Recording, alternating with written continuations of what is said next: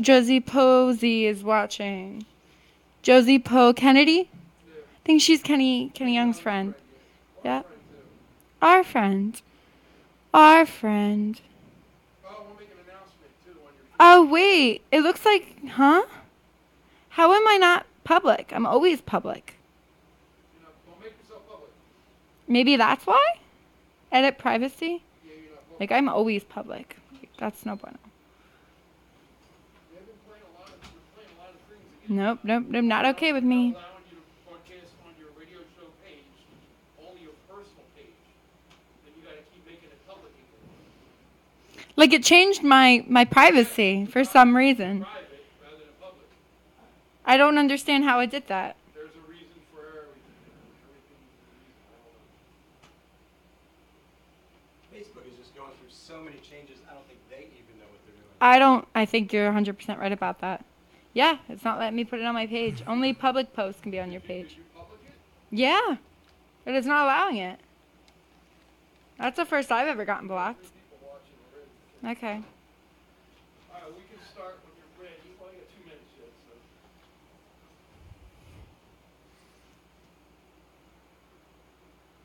That's almost in real time. Almost. It's like a split-second delay. I fake it. No, put my hand out. No, pulling it back. I'll try to share it to your page. So you should share it. I tagged you in it, Greg, but it won't let me do as much.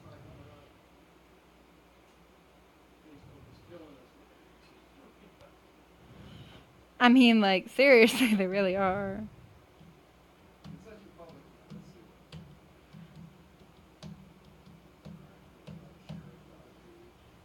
Yeah, my phone almost wanted me to share it in the roasted family. I wasn't going to do that.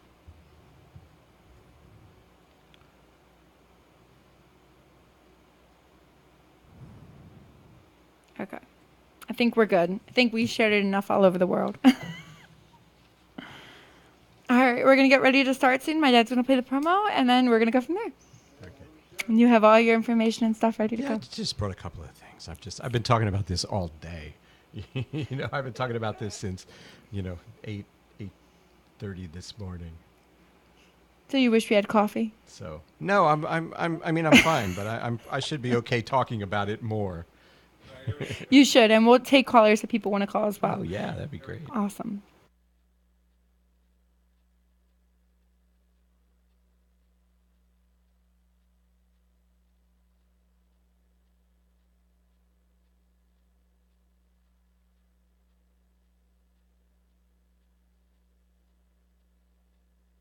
Hey there, it's Kelly Pickler. You're listening to the DJ Dani Show. Good evening, everyone. Today is Tuesday, August 7th, 2018. Welcome to the DJ Dani Show on HamiltonRadio.net, stream HR2.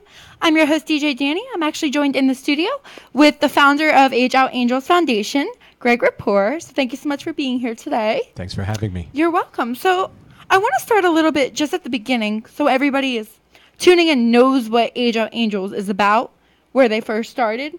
So first, to get the notion for everybody has an idea, let's start how you became a part of it.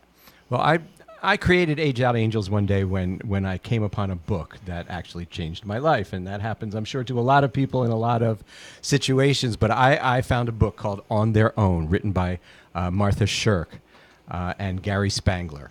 And it was a book with 9 or 11 chapters, all anecdotal, of what happens to children when they age out of the foster care system if they haven't been adopted. Mm-hmm. So these are children who never achieved what they call permanency. Okay. And they aged out of it. And they age out, right. They reach a certain age where the system says, okay, we are no longer going to take care of you. Okay? And yeah, until really recently, those children were sort of unceremoniously just dumped out of the system, with no supports at all. Now there are a little more supports. In fact, there are some laws in New Jersey that they need to have what they call a transition plan and things like that. But anyway, I read the book On Their Own by Martha Shirk, and it just spoke to me. The outcomes of the youth who were depicted in this book were so negative, and for many reasons, they never had a chance. So what I had to do was I had to figure out a way to create some kind of support structure for those young people. And so I did not come from this from the point of view of a social worker, because that's not what I am. Of course. I was from the for-profit world. Mm-hmm. And so I had to find, where's the place where I could help them the best. And what I found was there are 800 nonprofit organizations just in this Trenton area where we live. 800. It's astounding. And so the last thing they need is like another program. It's the absolute, there are programs everywhere. And the problem is for young people to make the connections when they're 18, 19 years old, and they simply don't know how. Mm-hmm. They don't know how to go about it. They're not that good at filing paperwork in time to meet deadlines. They're in many ways no different than my own children. Especially multitasking, that could be worse. Right, exactly. So what I did was I created Age Out Angels at first just to help foster youth when they age out of the system, and to help them by giving them a volunteer person. Okay. All right. So think about this now for a second. If you were in the foster care system and no one ever adopted you, you went from home to home, 10 homes So in the sad. time you're in the system. All right. The only people who ever helped you in your life were people who got paid to help you. That's so And sad. when the funding runs out, they stop helping They you, stop. period. End Yeah. of story, right? So I wanted to create an entire volunteer agency Okay. where one person, if you were to become an angel, for example, I'm selling you on this right now, if you were to become an angel, you would take on the responsibility of one person who ages out of the foster care system. And that would be it. You would have that relationship with that person forever. You would dance at their wedding, hopefully. Check out with them, make sure everything's Exactly. okay. And then what you would do with them is help them gain access. And we can talk more in depth later about exactly how we do that. Yeah. But basically, figure out what you need and then help you gain access to the services that you already deserve, right? And so then after that, we realized that there are more youth than just foster care youth who need this kind of help. There are 435,000 young people in the foster care system, right? And 20,000 age out of the system every year. There are 35 million children who need help, who live in abject poverty, who are suffering from things like PTSD. And they just don't, somehow don't make it into the foster care system. Correct. Some of them are homeless and actually live with their families, but their families are homeless, and so they're homeless children, right?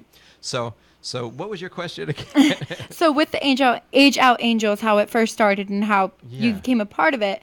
Now, where do you go? How far can you reach out for Age Out Angels? Can you do people in Florida? Can you do people like all around the world? Or are you just working right now just in New Jersey, reaching that, and then, everywhere? That's a great question, and I'll tell you why. Okay. Because when we started this, I thought Mercer County, right? Mm-hmm. And then Mercer County sort of became New Jersey, right? Yeah, okay, definitely. And then what happens is frequently among youth who have suffered severe complex trauma, throughout their lives, they tend to be slightly unstable in their living habits. And so they'll go somewhere else. They'll just pick up and go. Mm-hmm. And so I would be working with a young person in New Jersey who would call me up and say, "Oh, I'm in Poughkeepsie now, and I'm hungry." I got you. And it's raining, and I have no place to sleep. So what's happened is now we have people in Tennessee, we have people in Florida, and we're actually preparing to train mentors nationwide. Okay. We want to be wherever the kids go. We want to be able to have someone on the Try ground to help for them. Of course. right there on the ground for them. Yeah. Now, how can people do volunteering and stuff? Do you guys do background checks on some of the volunteers to help them? Because you don't want somebody that that, for instance, had an addiction, and then if they have an addiction with that student, that child, you don't want them to react on them. Yeah. Now, how do you react with that? We do extreme vetting. Okay. Although, and it hasn't come up yet that a person has come to me with an addiction. That's good. And well, I mean, with a history of addiction. Oh, okay. Right. Mm-hmm. I mean, if someone were to come and clearly they have that's a drug issue, an addiction issue, then they couldn't possibly, Because it would be a mentor. or triggering. But someone who may, have a history of addiction in the past, but who is not in that situation right now, might be able to still help out in the organization. But there's extreme vetting. There's an extensive application with reference checks.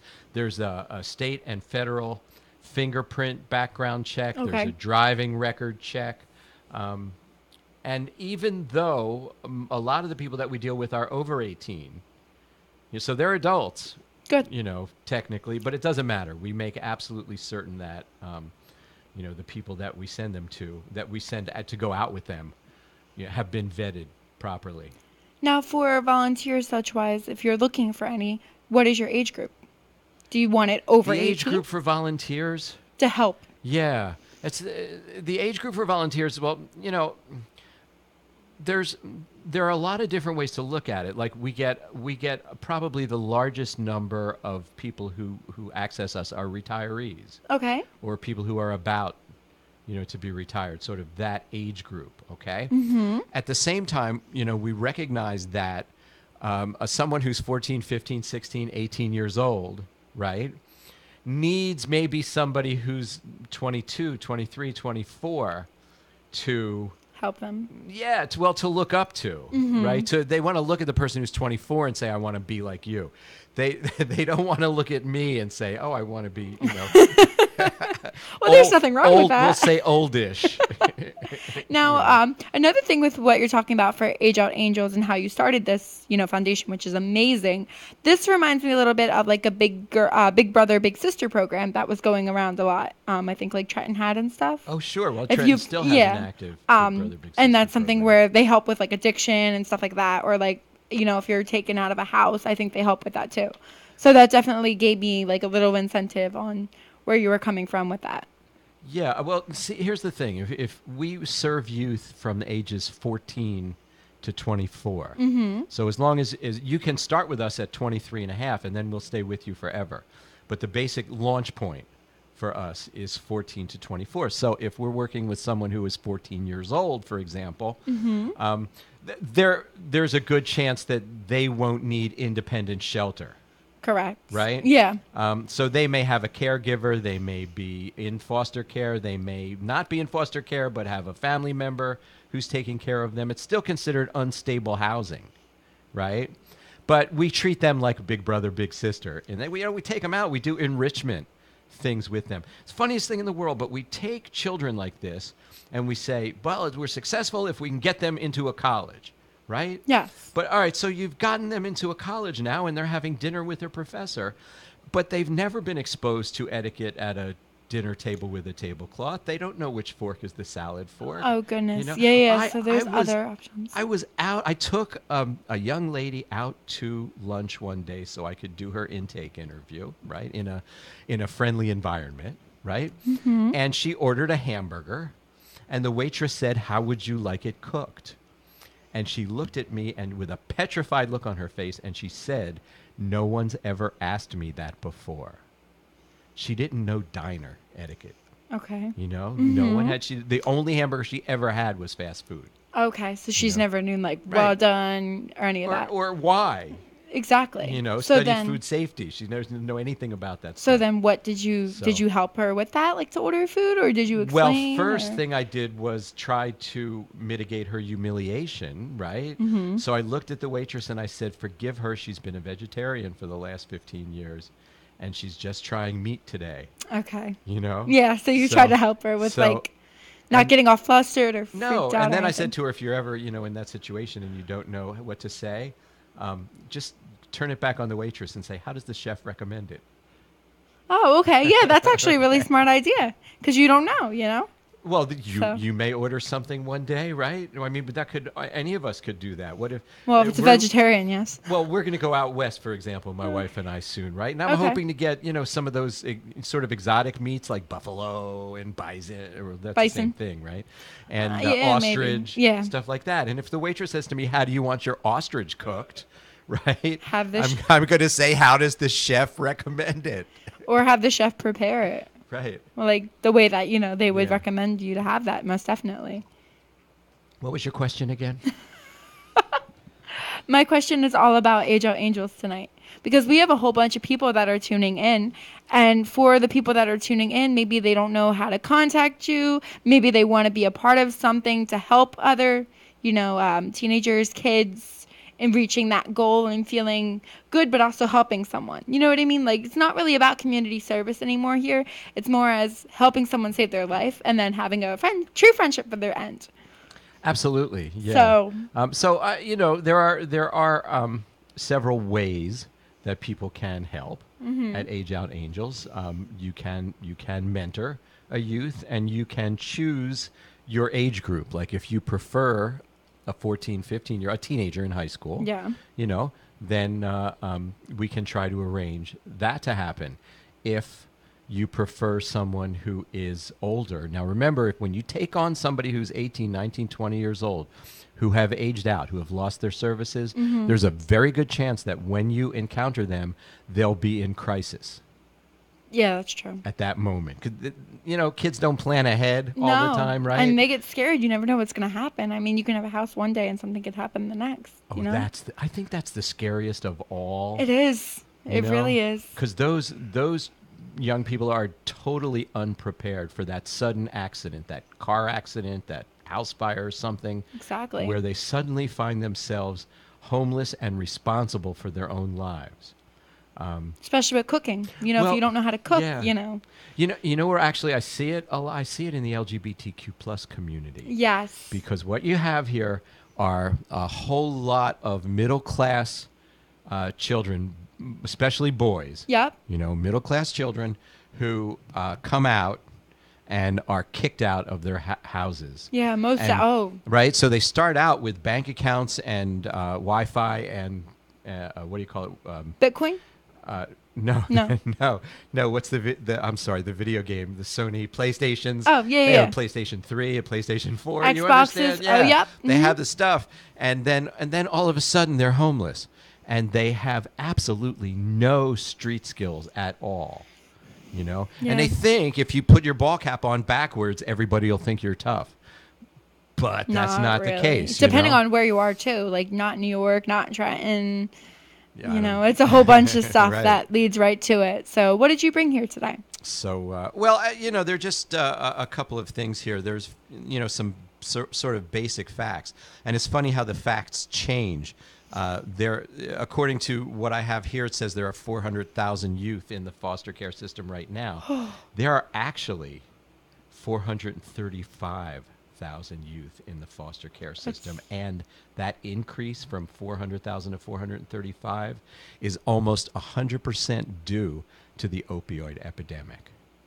That's so sad. That is just wreaking havoc. Well, you want to definitely be careful. Now, with some of your volunteers, after you have like the interview and you find out and they go to the age group, have you ever had to deal with a situation whereas like nothing like bad or anything, but like them getting to know who the person is, but they don't really know how to explain, like they have shyness compared to the person. Have you dealt with something like that or had to deal with anything like that? It's always nice if before they take on the responsibility of a young person, right? Yes. That they participate in a matching party. Okay. To see if there's any synergy between the young person. What do you mean, and the matching mentor. party? So, a matching party. That sounds like fun. Well, now think who's the shy one, right? The youth is the shy one. Yes. Right? Well, it could be In both. this equation. Shouldn't be. The youth. True. Okay, true. You can't be that shy and say, I'm going to help you now, right? I'm gonna teach you how to mingle at a cocktail party. Well, I would, but I'm shy. Exactly. you know? So a matching party is where, like, think of speed dating. Okay. Right, where you flit from one table to the next. Oh, we have a phone caller. 5 minutes. Yes, let's take a phone call. Hello, you're on the DJ Dani Show. May I ask who's calling and where are you from? Hi, Danny. I'm calling from Bordentown area.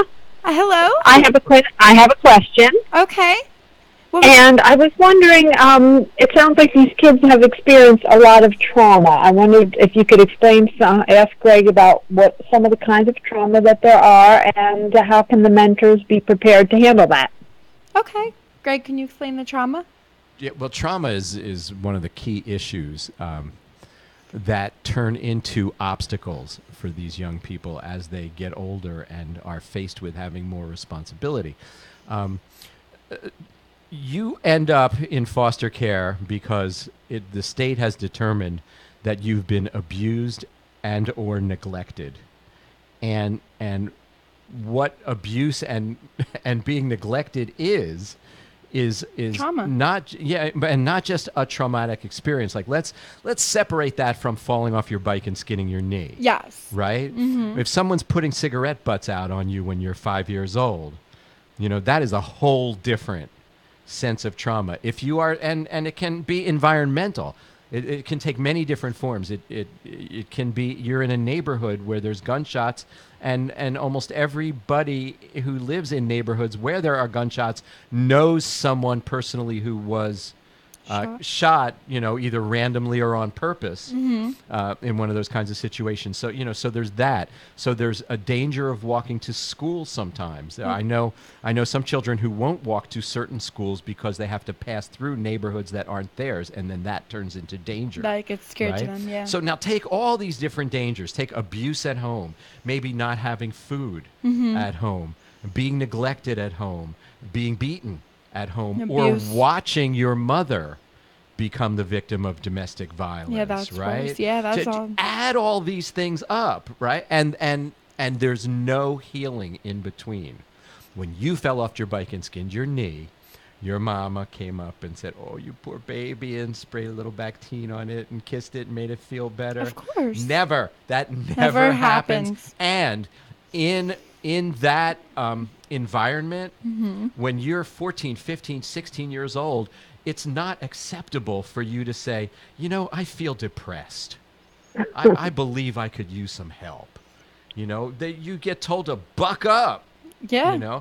Because, if you have caregivers and parents or something like that in that situation, that's what they're doing. They're bucking up. They're working 2 jobs or 3 jobs. Taking care of you, or something like that, in order to take care of you. So it just that trauma just goes from generation to generation. Lots of times we hear stories about girls who are sexually abused when they're 8, 9, 10 years old by fathers and boyfriends, and you find out that father was sexually abused. Exactly. Especially everything on the news nowadays. Yeah. That's what just happened the other day. It's intergenerational. So did that answer your question, caller? Yes, but I was wondering then how does it impact the relationship of the mentor with these kids? Because I would imagine that trust is a big issue. Well, trust is a huge issue and can take years to develop.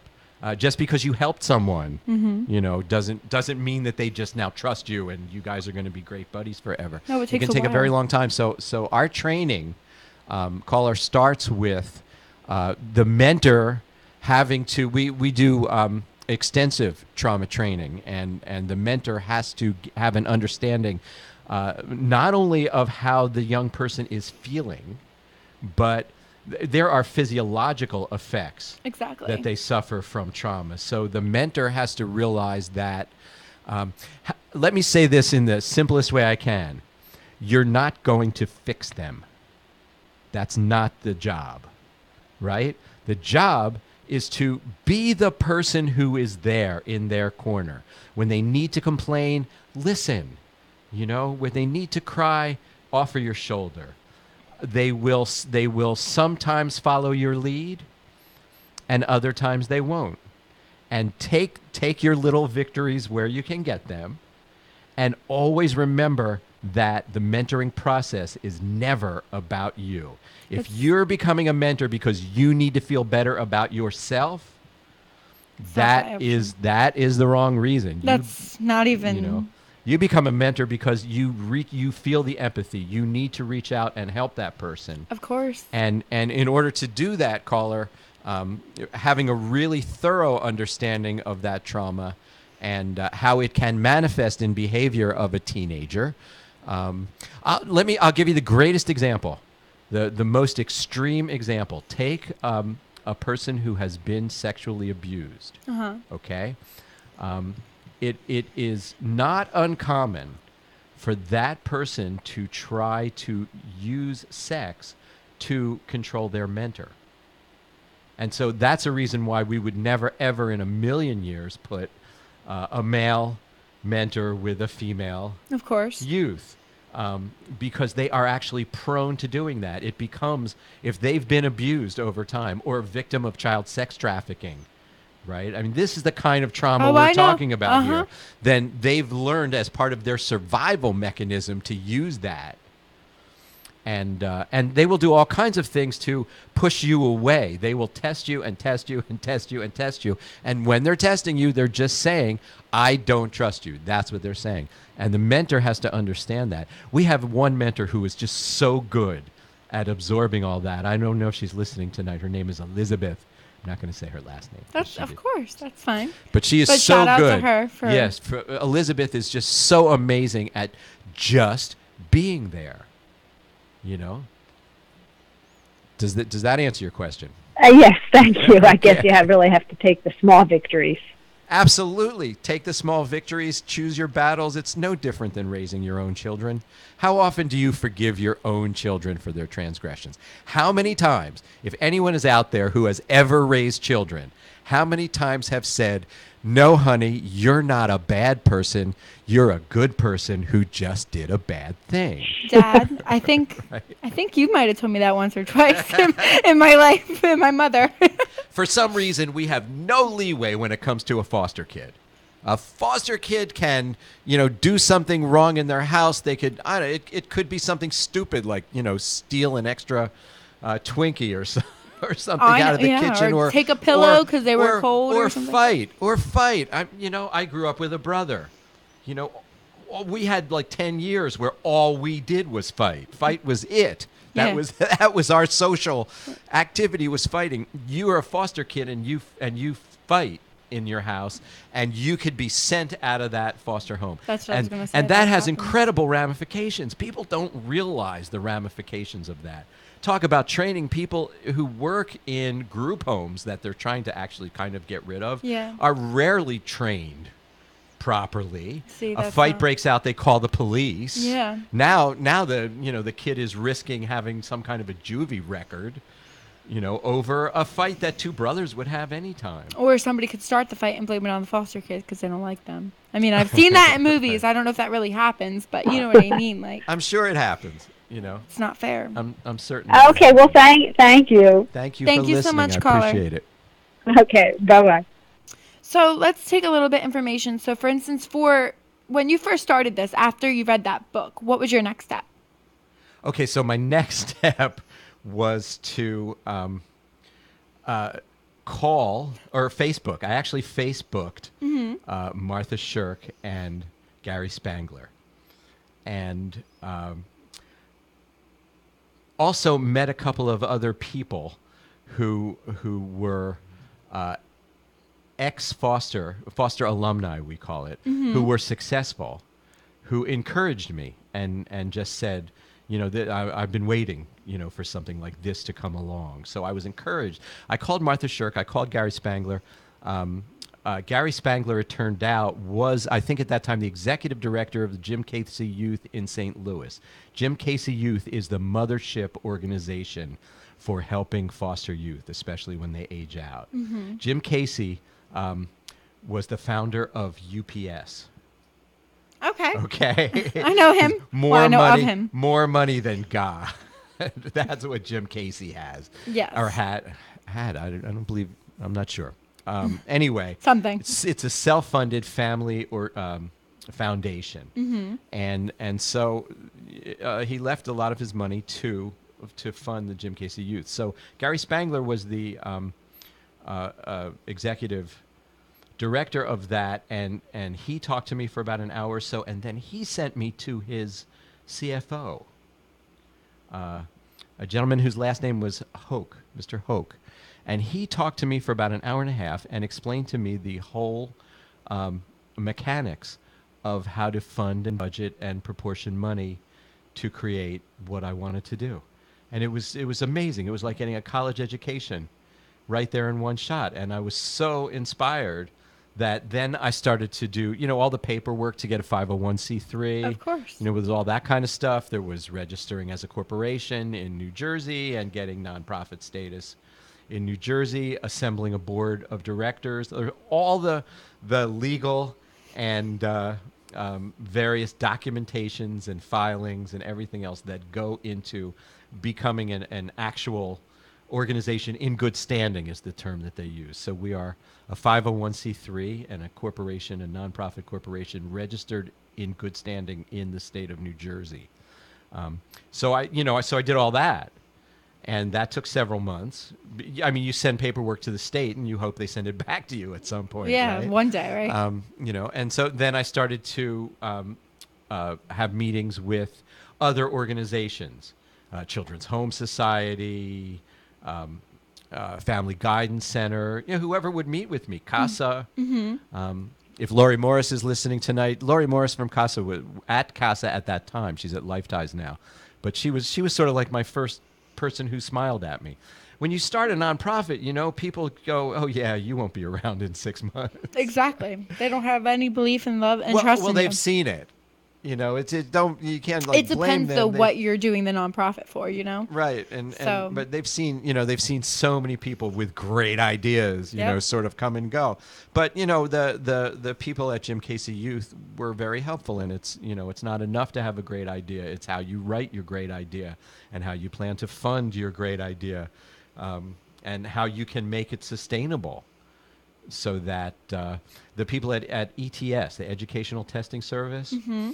they taught me the value and the importance of how to make a plan for if I should suddenly be out of the picture. But you don't think of that, when you started. But what would happen if I were just suddenly gone for whatever reason? At least they give you a second, they give you a spot to figure out what you would do next. Yeah. I mean, I wouldn't think you'd get that at all. So, but when you go in and you start an organization, you don't make that plan. I mean, you just don't make that plan, and then all of a sudden, ETS says, "Hey, we're having a workshop on this one day," and you say, "Yeah, okay, I'd like to go do it." And I also took courses. I took courses in trauma training. I took courses in safety in the community. Sometimes you have a mentor who may be going into a neighborhood that is different than the one that they're living in mm-hmm. right now, and they need to be aware of their surroundings. That they need to know how to comport themselves with within an environment that they're not familiar with, so that they come home safely too. And we take them to visit police stations, and that's all part of their training. So I had to sort of learn how to do that, put the training packages together, recruit the volunteers, and recruit the young people also into the program. And to get them to know all about it and stuff with that. Make brochures and flyers and go to trade shows. The fun part. I thought I was going to retire. Okay? And now I'm working about 80 hours a week. And it's a total labor of love. Oh, the people that I meet. I'm sorry, you were going to ask a question. No, you're fine. I was going to say we're actually going to take a quick break, so we have some time to recuperate. We're going to be back with Greg Rapport for the Age Out Angels Foundation. We'll be right back to the DJ Dani Show on HamiltonRadio.net, stream HR2. Hey guys, I'm J.M. Longoria from the show Sin Vergüenza, or Without Shame, and you're listening to the DJ Dani Show. Hi there, this is Roger Bumpus, the actor, not the real person. I'm the voice of Squidward Tentacles on SpongeBob SquarePants, and I'm saying you're listening to DJ Dani. Of course, I am too, but then I'm on DJ Dani, so I'm actually contributing to what you're listening to. So have a great day. Oh, I think I hurt myself. Hi there, this is Jonathan Goldstein. You might remember me as Walter, the goofy but lovable dad on Nickelodeon's Drake and Josh. And you're listening to the DJ Dani Show. Hello, everybody. This is Adrian Ormante, but you know me as Esteban Julio Ricardo Montoya de Rosa Ramirez from The Sweet Life of Zach and Cody. You're listening to the DJ Dani Show. Now get out of my face, fool. Oh, so we can do 2 hours. This is great. Okay, so I'm following DJ Dani on the DJ Dani Show. I'm Aaron Michael Sanchez. Thanks for tuning in. Hey there, it's Kelly Pickler. You're listening to the DJ Dani Show. And we're back to the DJ Dani Show on HamiltonRadio.net stream HR2. So for everyone that was tuning in, we were talking about how first the Age Out Angels Foundation started. And we're going to have Greg Rapport right here finish that for us. And then we're going to talk about how some people can do donations to Age Out Angels so we can help with that. Well, let me tell you some education facts. Ooh, education. That I think will scare you. Oh, gosh. Do I want to be scared? Well, do we believe that education is a key that opens the door to the future of a person's career and financial stability?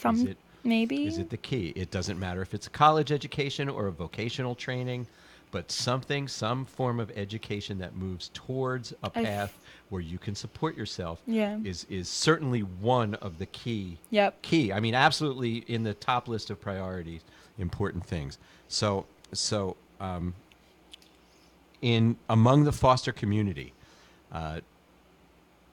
during their first stay in foster care, youth experience an average of 2.8 different living arrangements.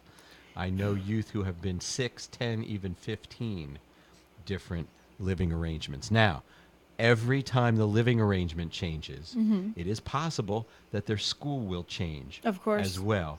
And one school does their times tables in September and the other school does their times tables in November. They could be seeing the same material twice, having tremendous gaps. I heard a story the other day about someone who missed the first 4 years of their grammar school education. Okay? Students in foster care are twice as likely to be absent from school than other students. They're not there. They're just not there.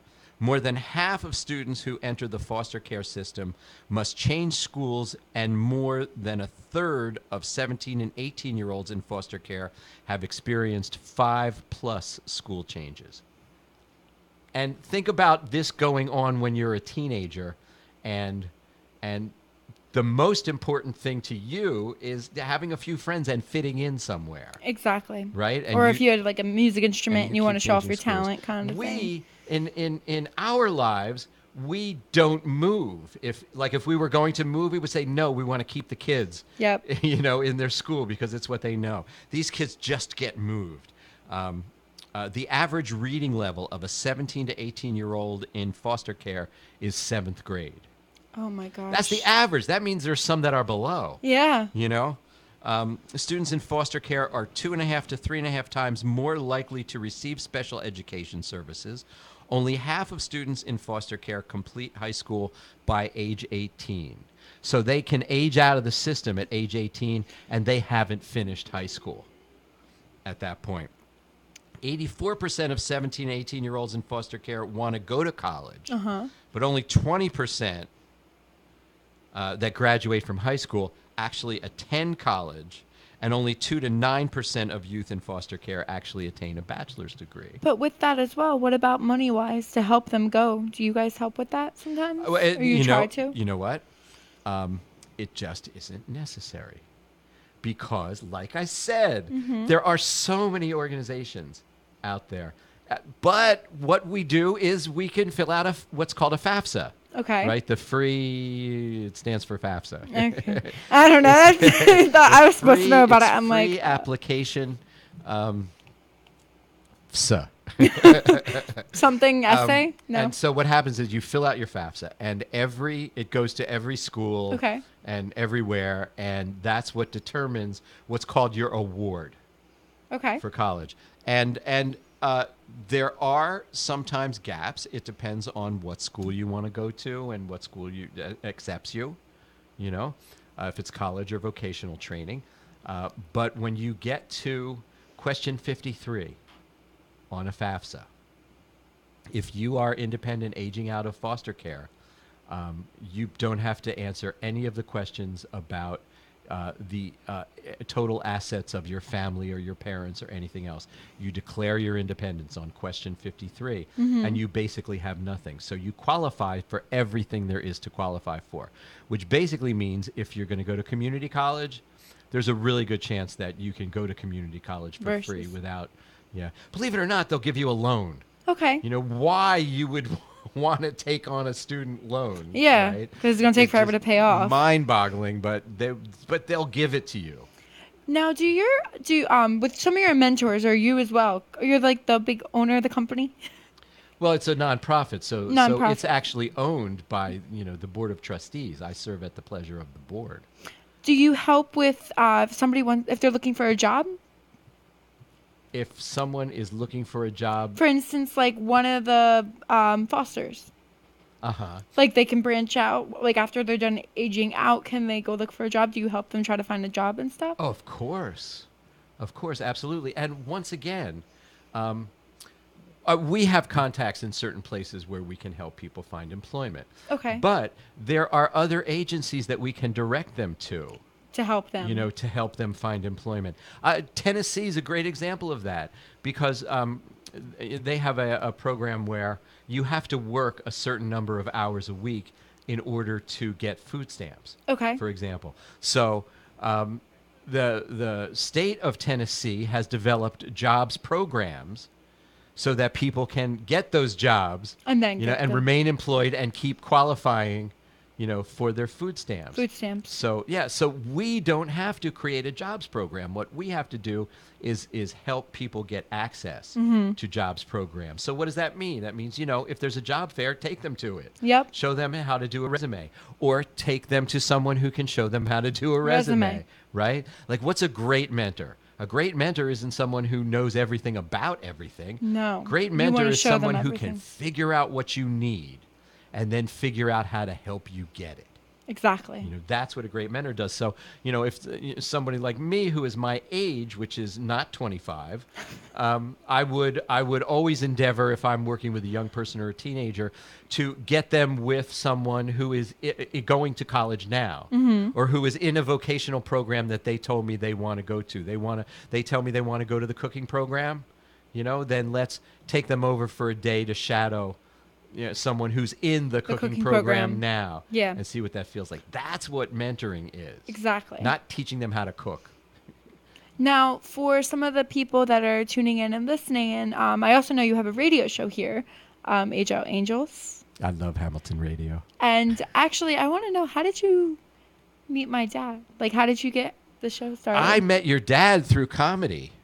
Okay. Your dad, who runs this station, I believe I met your dad through Kurt Zimmerman, because I do Kurt's comedy shows at the Take 5 Gourmet Cafe. In fact, there's one this Friday night at 7:30. Come early if you want to get a good seat. It's a free show. Buy a coffee or something. But good avocado smoothie. Good avocado smoothie. Mm-hmm. Okay, I met your dad. I think one night when I was doing comedy in one of Kurt's shows. But the thing is, I had wanted to do an Age Out Angels radio program for a while.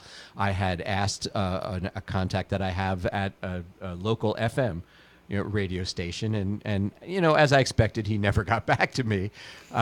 Because you're pitching a show ideas. Basically well, it depends too how busy he was. But I just always believed that this is a topic that needs to be broadcast. Of course, This is a topic that has to get out and be heard by 30 or 40,000 people or 100,000 people all at once. As I go to 100 events a year, maybe 200, and I meet 30 people. I meet 12 people or 15 or 80, whatever. But I can't meet 40,000 a night.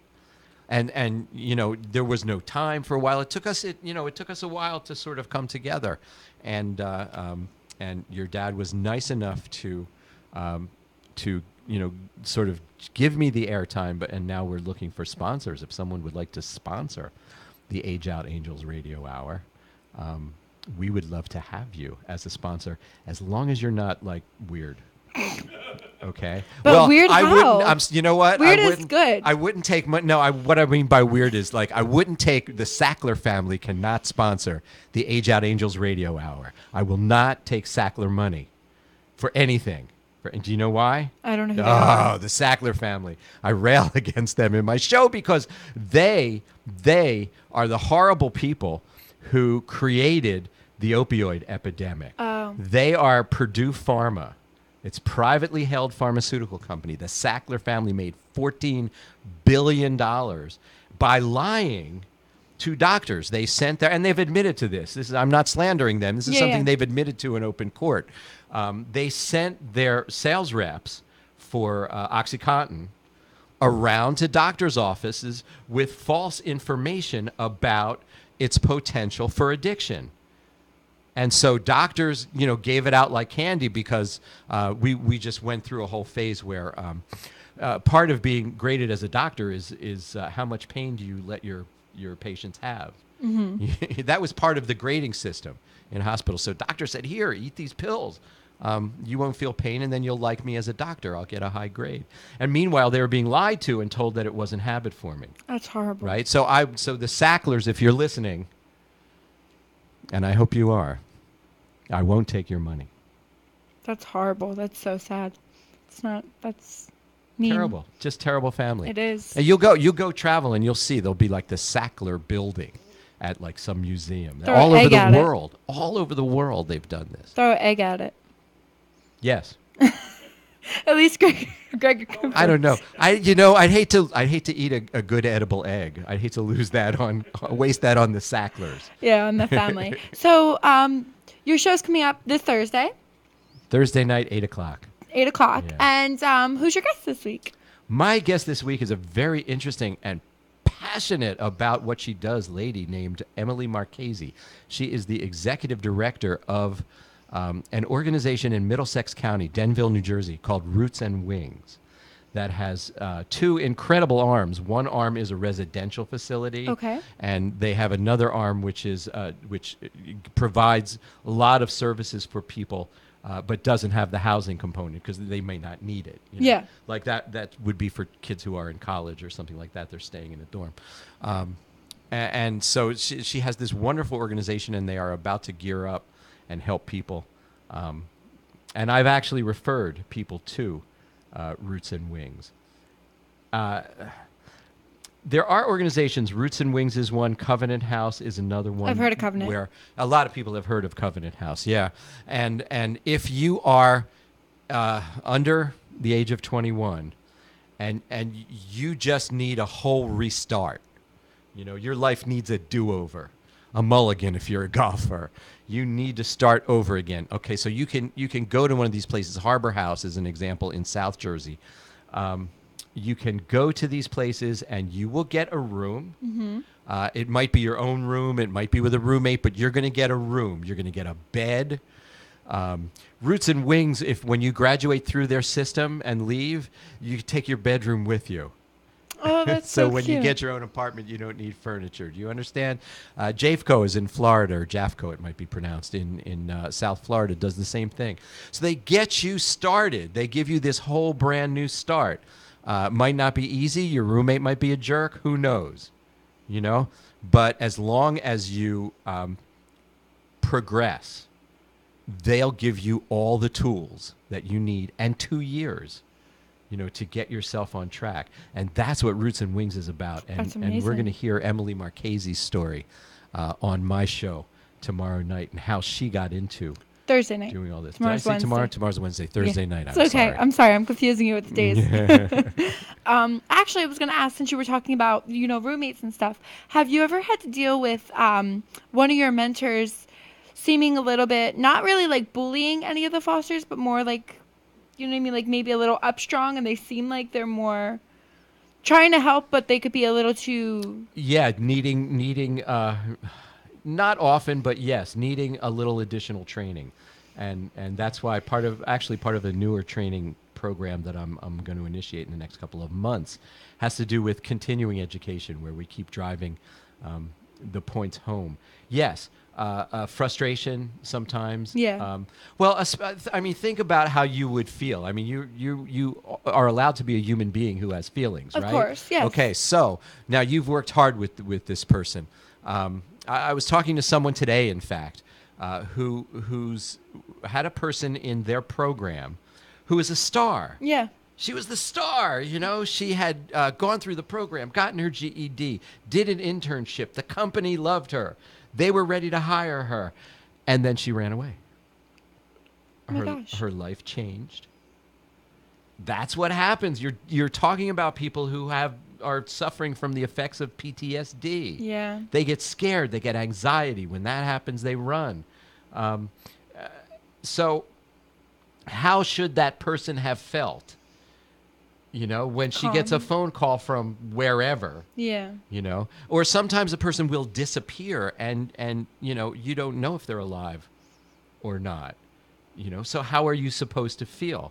And so, then that's when we in management have to be there for that person. Yeah. That person is suffering, and we have to be sensitive and empathic to what they're going through. Were you able to find the girl though, or is she okay? Or that was another organization? It was a different organization. Yeah, and I didn't get that part of the story. They were. Well, I hope they found her. Yeah, I mean the part of the story that I got was how sad they were that this is happening. No, and, you're right though. It's hard for them to handle. I mean, it's like everything's changing at once. Something that they first never thought they would get, and now they're moving up there slowly or beyond finally getting it. They're like, well, I got it. What am I supposed to do? Like, they don't know how to recuperate with it. How to enjoy the success. Yeah, well, and a lot of that can come from just simply not feeling worthy of it. It's there's a lot of self-esteem issues that go with being abused. Yep. When you're a helpless child, right? So it can be hard, yeah. And you can mask those, and you can you can go to the hairdresser, get all fixed up, and you can get a facial and everything my job does, and look kempt.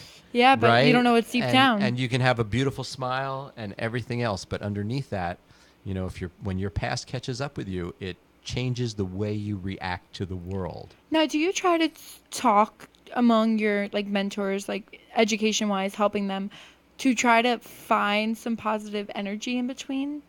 So have their say something to one of their fosters or something, and it's something good versus negative. They're probably all negative, the fosters, because they don't. The whole thing, if you will, right now is a technique called the nurtured heart. Okay.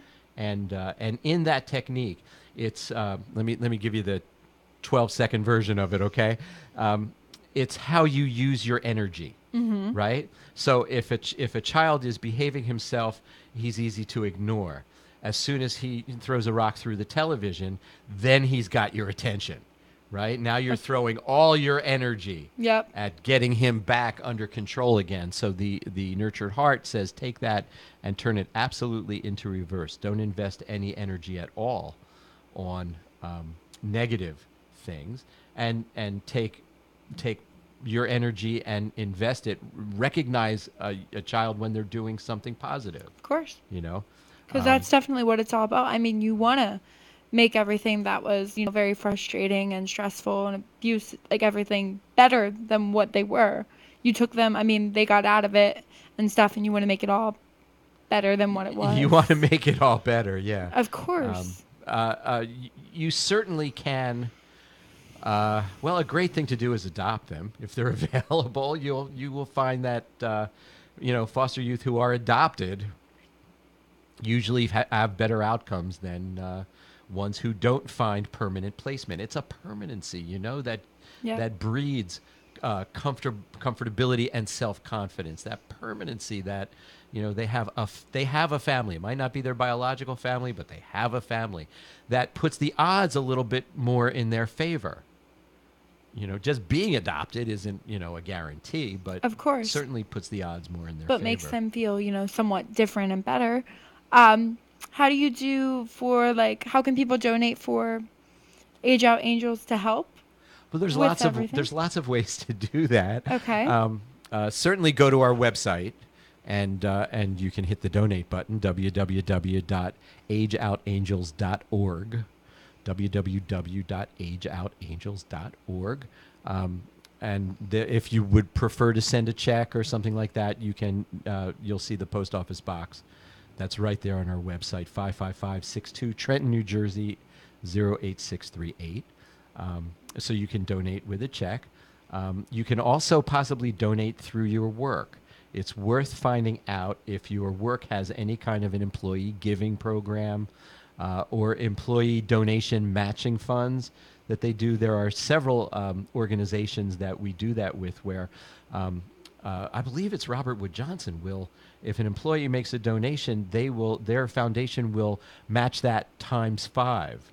Okay. So if you are working in a large corporation, please find out about your employee giving fund and go to our website, www.ageoutangels.org. And you can always reach me at greg@ageoutangels.org. And I answer every single email personally, because if you take the time to write, you're important to me. And is that, that's your email, right? greg@ageoutangels.org. And that's the way that they can get in touch with you, is always through the Age Out Angels website. That's correct. And we have your show coming up on Thursday with your guest again. Thursday night, 8 p.m., right here on Hamilton Radio, Channel 2, and possibly on my Facebook page as well. Yeah, Facebook Live, hopefully. Facebook Live will have me. And that my guest is Emily Marchese, the executive director of Roots and Wings. And I did her pre-interview today, and she is a fascinating person. Trust me on He's that. so excited for her show now. Now you have to write everything up, right? I actually am. Got to type up so much work. Can I keep rambling? Because next week on the show next week is an incredible organization called the Progressive Center for Independent Living that provides life skills for people with neurological and physical and mental handicaps. Oh my gosh, that's amazing. Yeah. They're an incredible company, and I'm like really thrilled to have them on. And in September, I have a lady that I've wanted to get on the show for a very long time. You don't know her name, but hopefully you will. It's Marsha Robinson Lowry. Okay. And she is one of the heaviest hitters in the legal, national legal scene. She sues states over child welfare issues. And she's like responsible for changes in legislation.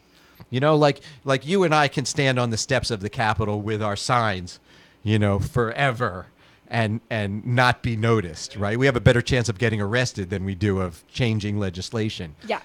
She will be the first to tell you that it's lawsuits that change legislation. And she's going to be on the show in September. So I'm really kind of thrilled and blessed to have good friends such as you guys. I have a lot of good shows coming up. That let me do this. We made some good connections for you too. Just before the show, we had Snipes Nursery on, and they are taking care of homeless kids. And I mentioned to him about Age Out Angels, and he says, "I'm interested," because they run a day camp, but they're also organic they have and a farm. natural farm. Uh-huh. And they do a lot of things, and they use volunteers. They use people from all over the place that want to come there. So maybe we can work something out where Age Out Angels gets benefited, and also Snipes Nursery gets benefited. I could see a lot of food being donated. I could see something there that's developing. Do they still have the 9-hole chip and putt golf? Yeah, I think so. Okay, so I mean that would be great because a lot of organizations do fundraising golf. Well, that's what we were talking right? about. Yeah, fundraising. All right, but a fundraising golf outing is like 4 hours just to play the game, right? And then probably there's a meal after that. Right. So basically, you've lost a whole day, and most of an evening out of your life. A 9-hole chip and putt, right? Cuts it in half. Cuts it by an hour. You're through the course. You had a nice time, and it's a wonderful course too. I taught my kids how to play their short game, at Snipes. So I mean, you really, you're exciting there. Right? Yeah, and I like the girls know. I like my daughters know that I like the other golf courses. I don't really like that golf. I like the whatchamacallit. Miniature? The mini golf. Yeah, I love that because you can hit the whirly the door that goes up and down and stuff. There's so many great things it does. Miniature golf. Especially the water. I think it's I've fun. never done a 9-hole family. chip and It's a family. Absolutely. I mean, we have in Hamilton. We have one in Hamilton here. Mm-hmm. Yeah, not that far from the library. Yeah. So that's good. It's definitely good. But yeah, any way that we can help you work with Snipes Farm, we'll be happy to help. Or any organization that I wants think to that's work with wonderful. us, we're willing to do that. Absolutely. So. Yeah. We look forward to that. So give out your contact information one more time. One more time. Well, you could call me. You could call me at 609-306-0821. 609-306-0821. You can email me at greg@ageoutangels.org. It's like all one big long word, Age Out Angels. And go to my website, www.ageoutangels.org, and you'll see more, more information about me and our organization and exactly our sort of 9 pillars of stability, that we hope for. And how can people volunteer if they wanted to? Well, that would be something where they would email to me, and then I would send them back an application blank for them to fill out and a form for them to get their fingerprint background check done. And, once they get their form back to me and their fingerprint check comes back clean, then we can proceed from there. And people should know that just because they do a fingerprint check doesn't mean that I delve into their private information. It doesn't work that way. Yeah, no. A fingerprint check It's is done by the state and the federal government, and they just send me a letter that says, it actually says either you should be concerned or you shouldn't be concerned. And when it says you shouldn't, you should. And well, remember that they're looking for certain specific things. Like they're looking for, were you ever convicted of child abuse? Do you have a record of assault on young people or something like that? So if one of those things comes back, and it has happened that one will come back and say, there's issues.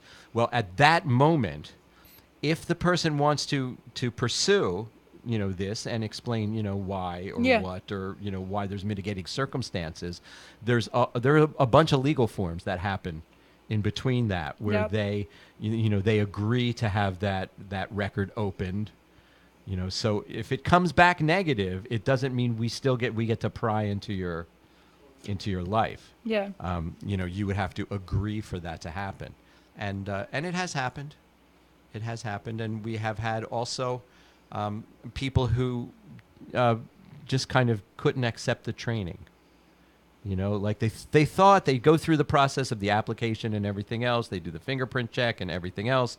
And then they start to go through the training and they start to realize the level of trauma that we're talking about here that these people have suffered. And they can't handle it. And they'll self-disqualify. Maybe they were folks who were really hoping to, build their own self-esteem in some way. Of course. When we make it clear that that's not what happens here. And so part of the training is a process of elimination to make sure, that this is what people want. Well, I think it's amazing for what you're doing, and I can't wait for everyone to hear your show on Thursday night at 7 o'clock. No, 8 o'clock. 8 o'clock. 8 o'clock. 8 Perfect. o'clock Eastern. With your guest. What's your guest name again? It's 2 a.m. in Sweden when it's 8 o'clock, right? We have one fan in Sweden. At least one who writes back. I'm sorry. What was your question? What was your guest's name again? On Emily this Marchese from Roots and Wings this Thursday night at 8. That's amazing, and we're so thankful for you to be here today. Bless your Everybody heart. can't wait to hear your show, and I will have you back real soon. Okay. Thanks for having me. Thank you. And your gig again is this Friday? Friday night in Robbinsville at the Take 5 Gourmet Cafe, and then Saturday at the Eldridge Park in Lawrenceville. Yep. All right. Thank you guys so much. Have a beautiful night.